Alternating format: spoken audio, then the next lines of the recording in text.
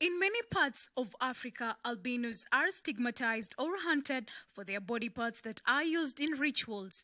But for one night in Kenya, those with the condition took to the catwalk to show off their unique beauty. During the event that ran under the banner Beauty Beyond the Skin, contestants competed in different categories of their choice. The event that moved hundreds of Kenyans who made way to the carnival grounds to witness the different talent displayed by the young albino talents. Out of the 20 participants, Jairus Zay and Lois Lihanda were crowned the overall winners of the first ever Mr. and Miss Albinism to be held in the world.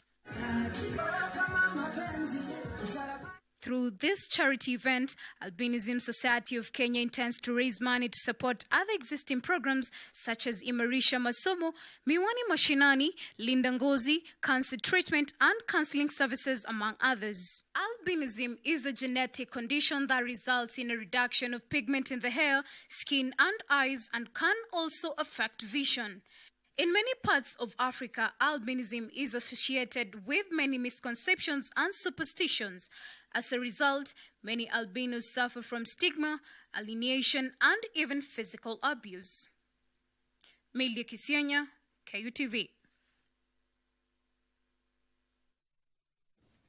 Shukran sana Milia kwa kutupatia angaze tu kidogo kuhusiana na hili tamasha la Mr. and Miss Albinism. Lakini leo tumekuja, kwani mgeni njoo mwenyeji haponi. Leo tuna malkia na tuna mfalme.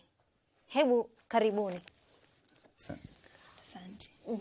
Naomba utuelezee jina lako, wewe ni nani? Kwa sababu siku zote watu walikuwa wanangojea sana kuwaona.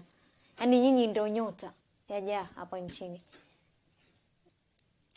Kwa lugha ya Kiswahili ama ya Kizungu tu? Nianze? Naam. Kwa majina ninaitwa Jairus Ongeta. Mimi ni mwanafunzi katika chuo kikuu cha Kenyatta. Nafanya muziki. Na mimi ndiye Mr. Albinism Kenya. Yeah, the current Mr. Albinism Kenya, the first ever. The first ever. Yaani wewe ndio umepatiwa hilo taji. Yeah. Sijui mwenzangu dada. Jina langu ni Lois Lihanda. Mimi ni mwanafunzi katika chuo kikuu cha multimedia. Nafanya kosi ya uandishi na utangazaji wa habari. Ndio. Kwa hivyo unataka kujiunga na sisi. Yaani nitafurahia kwa sababu sura kama hii, yani mpaka ukapata kuwa malkia wa Miss Albin. Yaani umekuwa Miss Albinism. Si jambo rahisi sana. Watu wengi sana wangependa kuwa hapo. Kuhusiana na what it took to you to start modeling. Nini ilikupatia motisha kuanzisha kuwa Miss? Mimi. Kwanza kabisa, I had a passion in modeling when I was a child, but then I was thinking, I never gotten the opportunity because, you know, ignorance, people lacking knowledge on what albinism is, they would like have pity on you. They won't take you through the exercise which others are taking. So I really got discouraged because they did not understand my condition, and therefore I lagged behind in modeling, but I had a passion initially. So when this Miss and Miss Albinism came, it was like a privilege and opportunity, you know, just brought at the doorstep. So I was so excited, and I said I must go and try my luck, and here I am. Congrats, Jairus. What motivated you to be a model? The main thing that motivated me is basically representing people with albinism, like trying to show the world what we can do, and that we are like any other person. We can do anything that any other person can do. Like, okay, when I was young, I used to love modeling, used to look at people walking on the runway. It was an awesome thing, but for me, myself, I'd like not thought I'd once be on a runway and compete. But when this came up, when Honorable Isaac Maura came up with the idea of us modeling, I said I should take part in this because we are the ones to make the change we want. We are the ones to like show the world what we want them to see of us. So basically that's why I took part, and just to show the world that we also can do anything that any other person can do. How did you find yourself to be a participant? Did you go for auditions? Ama mulitwa tu?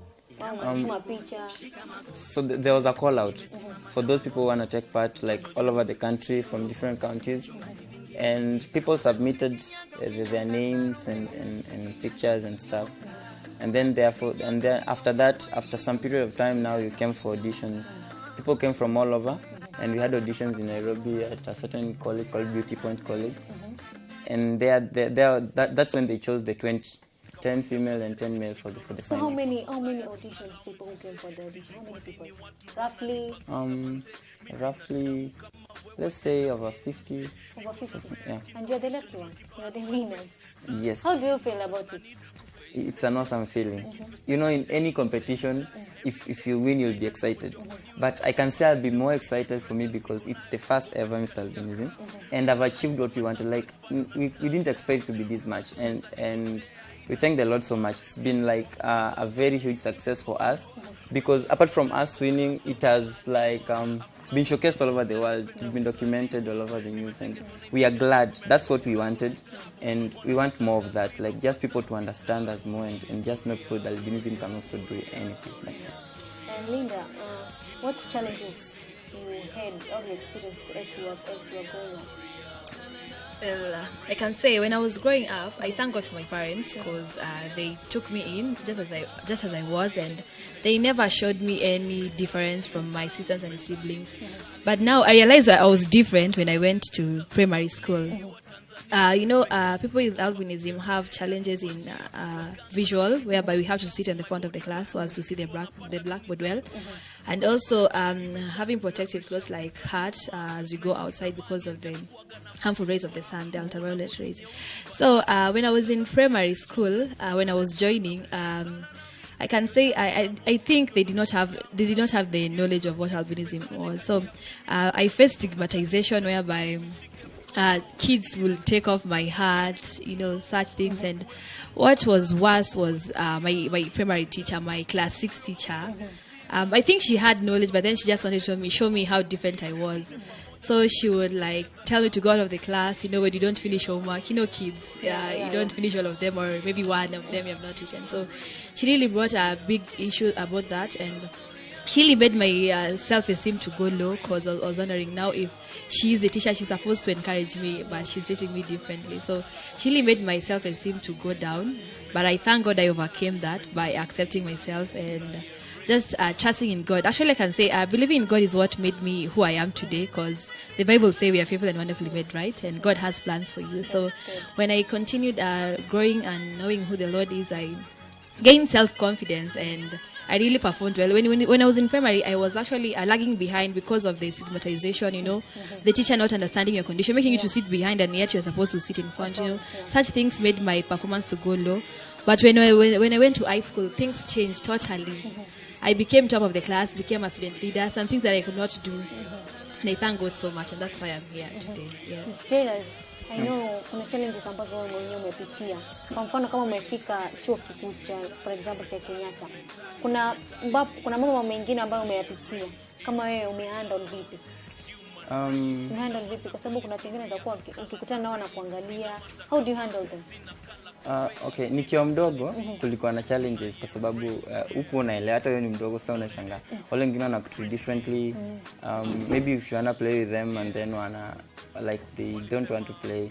And if they play, they'll treat you differently. Unajua, like they don't believe you can do like they can do. Yeah, you can feel that. So over time, nilisoma special schools. I at least then nilipata people like me, and so like ile kucope. But basically there's this stigma bado, like when you go out people look at you differently and stuff. So as I grew up pole pole, I started gaining the confidence and just believing in myself. And so like in campus, basically the issue, as she said, basically ni kuona and just staying long in the sun affects us. So for me, like in class, like here I'm doing music. So there are sheet music when you have like to read the score and stuff. If like I'm doing an instrument, guitar or piano, and you have the pieces, like you have to sight read, you just put the piece there and play while reading. That's hard for me. Basically, I have to take a lot of time to memorize it, practice scandal, then I'll just have to play overhead, like I don't have to read while playing at the same time.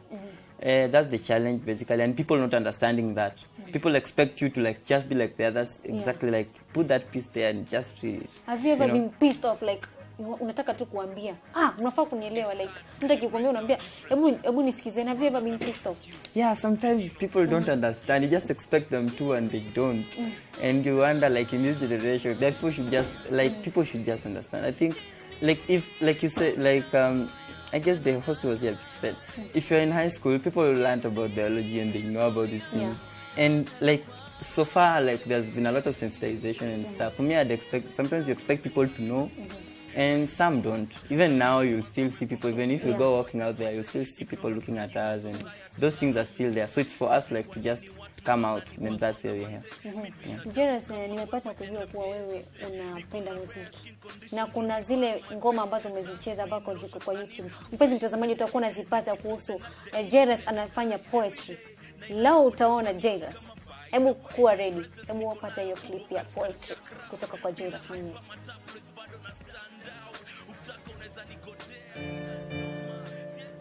I am that I that once had never seen light. I am that simple being. I am that germinating seed. I'm that scene behind the cameras for. Each time my mind grows, I become small. From those times I was engrossed in unimportant matters and I had to fall. But now I can see just beyond looking. I can see the truth behind the lies. I can spot the darkness that exists within the bright sun. Yeah, I accept I'm from the bush, but I came to realize there are others from the forest. For equality is beyond preaching justice and peace. Love is beyond the mere mention of the word. And even as the clock ticks, my time remains for me to speak these words. I want them to go beyond reception, but transformation. See, though I am sleepless, I sleep less. I stay awake, but I keep dreaming. Dreams that make me want to break out of my own self. Just small ideas that are so big in my head.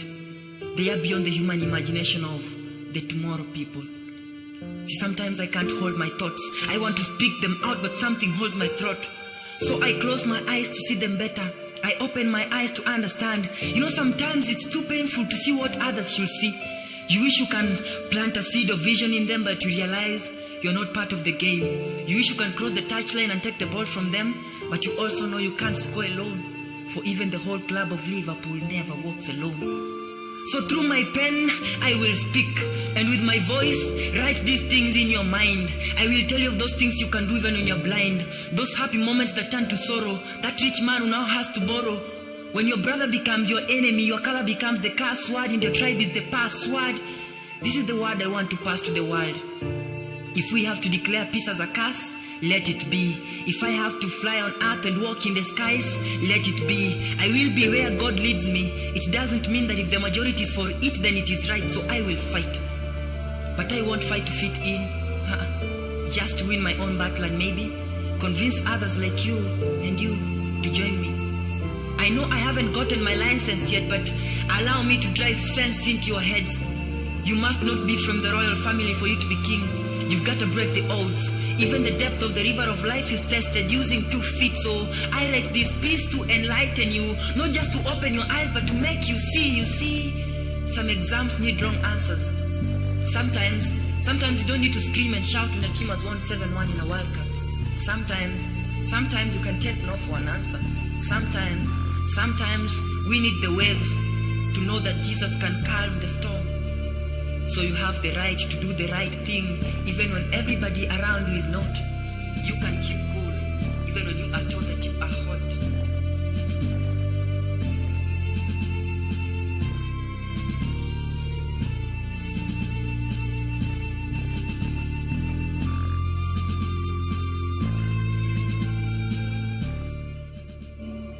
Naam, yani Jairus, congrats. Yani hata si mimi sikutarajia, unajua? Yani kumbe unaweza piga mistari yani 2-3 yani. Mwenzangu, lakini unajua siku zote mtu akiwa mister lazima kuwa kuna talanta. Na Miss Albinism pia naye kuna talanta pia kuimba. Hebu tupatie 1, 2, 3 tu kidogo tu.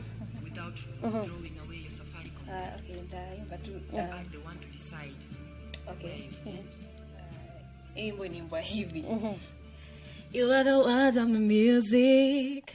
You are the song that I sing. You are the melody. You are the harmony. Praises to you, my heart sing. You are the King of Kings. You are the Lord of Lords. You are the Almighty God. Now I return to you the song that you gave to me. You are the song that I sing. Neno la mziki wangu niwe ni kuimba, wewe ni sauti, wewe ni utamu, daima usifiwe. Wanaomba Bwana mwenye nguvu zote, mfalme wa wafalme.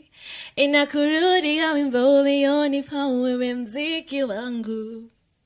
Inakurudia wimbo ulionipa wewe mziki wangu. Yani shukrani. Yani hata sijui nitasemaje.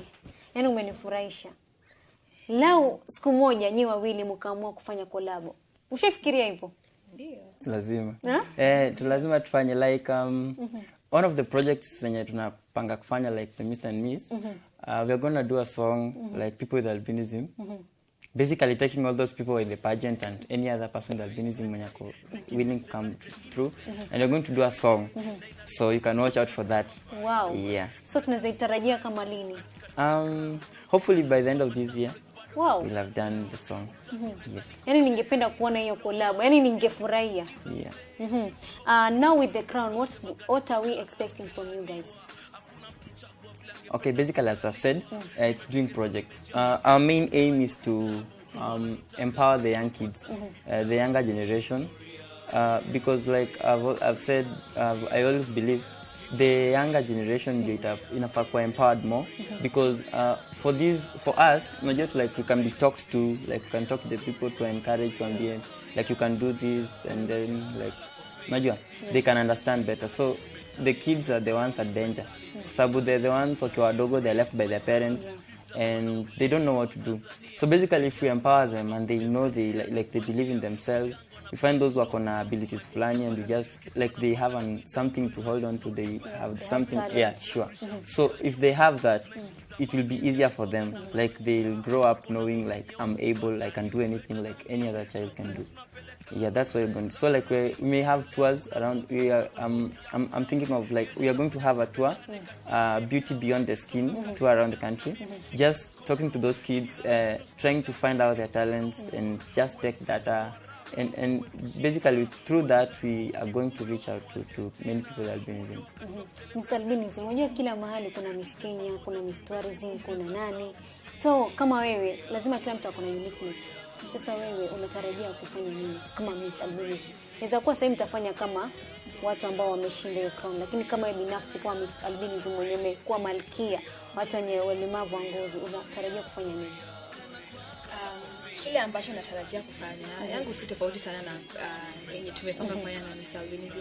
Lakini tangu mwanzo nilikuwa na huo kutaka kuwasaidia watu wako na albinism, kwa maana wale ambao nimeongea nao wengi wao wako na low self esteem, and therefore what even prompted me to do this is because I wanted to encourage them, because most of them have told me like in their families like they are secluded and shown that they are different. So my main aim was to empower them and giving them advice that they can do, because the major thing is, you know, how you're brought up with your parents is how you're going to grow. So mzazi wako kuonesha mapenzi na kwamba unaweza, definitely you'll have that confidence, ndio. So apart from reaching out to the kids, I also love us to reach out from the parents, ndio, kwa sababu ndio ambao wameweza watoto hawa, ndio. So my main aim is to tell these people that they can. If I was giving them an example, I've seen some of them growing, and it really gives me satisfaction. Like mtanambia Lois ni uliniambia hivi, this is how I've been and I'm growing and I feel so happy. So from experience, people have learned. So I want to like empower them, show them that they can. You know, confidence is the main thing, and how you accept yourself, because vile unajikari, it's how people are going to treat you, right? Yeah, so that is my main aim. Tukitamatisha mahojiano yetu ya leo, ni kuwa unaambia nini jamii kuhusiana na hili swala ya watu ambao wanaishi na ugonjwa ama ulemavu wa ngozi? Utawaambia nini jamii, kwa sababu jamii ndo chanzo cha ubaguzi katika jamii, kwa sababu siku zote jamii ndo inaanza kusema ukiwa na ulemavu wa ngozi inamaanisha ni kama kuna kasi. Kwa hivyo utawaambia nini kuhusiana na hili swala? Mimi ningependa kuambia kwanza kabisa kile najua ni kwamba jinsi ambavyo watu wanakuchukua au how people treat you is very important in any person's life. Kama vile umesema vile jamii inakuchukua inakuaffect sana. So ningependa kuambia jamii kwamba sisi ni watu kama wale wengine. Ngozi yetu haina dawa yoyote, na it's not a curse, it's just a lack of melanin. and na wanafaa kuwakubali watu hawa na kuwapatia opportunities, kwa maana hao ndio chanzo ya watu wako na albinism ku grow, and therefore I'll encourage them to just accept these people and treat them nicely and accept them in the society. Jera, sasa tuambie ni jamii, hasa watoto wa kiume ambao wana ugonjwa ama wana ulemavu wa ngozi, kwa sababu inaweza kuwa siku zote wanawake, watoto wa kike huwa wako na hapa hand kidogo, wanaambiwa ukijipaka kidogo lipstick lakini wanaume kuna vitu vingine hawajipaki. Kwa hivyo kuna mambo ambayo wewe unaweza waambia nini kusema, ama familia ambayo iko na mtu ambaye ana ulemavu wa ngozi na anataka kumtelekeza, unaweza waambia nini? Hata mimi nitasema sisi ni kama watu wengine. Chenye ninaweza waambia ni kuwa wawape chance, like give them a chance, unajua. Sasa Honorable Isaac Maure is like an example. If anaweza kuwa MP, for the ladies, Ngugi Mumbi is a high court judge. So if those people can be there, you can hear how she sings. I do poetry. Like there are people who can do things. So like wape to chance. But for me, I believe they have potential. Some may have even potential more than even the others who think they are normal. Like najua. Not everyone is perfect. Yeah, everyone akona there, but those people, like, just give them a chance. Basically, that's what I'll say. Like our toto, wape opportunity, like understand them, just know what they affected in joy and affect, and give them, take them place watapata glasses, prescription glasses, and then protect them from the sun, and just give them the opportunity. You don't have to take them to like place. Like they can study. I've seen those who have studied in special schools. I've seen those who have studied in regular schools. They are just so good. Yes, just give them a chance, and basically you'll see their potential. You'll be amazed. Yeah, because even the competition for that pageant, no one expected it to turn out the way it did. So we can do things. Give them chance. Yeah. Yani mpenzi mtazamaji, shukrani sana Jeras na Lois kwa kujumuika na sisi kwenye KUTV Rise Today. Kwani leo ni warembo. Lao mtu pale nyumbani anaona mimi nina ulemavu wa ngozi, sifai kutoka nje. Lao mimi sina hiyo confidence hata kutokea kwenye TV. Kuna watu ambao kuna hiyo nini, lakini mmeambiwa mnafaa kujikakamua. Nyinyi hamna tofauti na watu wengine. Ni ngozi tu, lakini mko kila kitu na hakuna mtu ambaye ni perfect. Unaweza kuwa pia uko na ulemavu wa ngozi, na mimi mwenyewe niko sawa, lakini pia niko na tatizo langu.